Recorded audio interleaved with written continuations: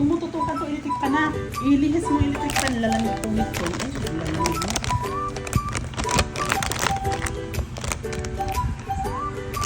Dito na tayo sa bahay. Ang mga tira-tira, di na lang nakauwi.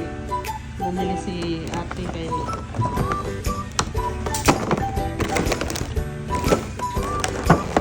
Okay. Buti din nakita mo to. Pero mahal na no? Magkano? 500? Dati, ano lang yan eh.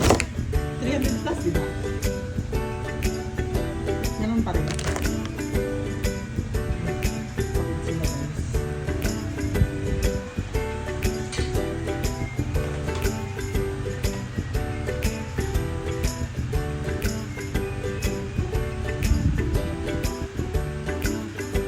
Napagod ang aking mga junakis.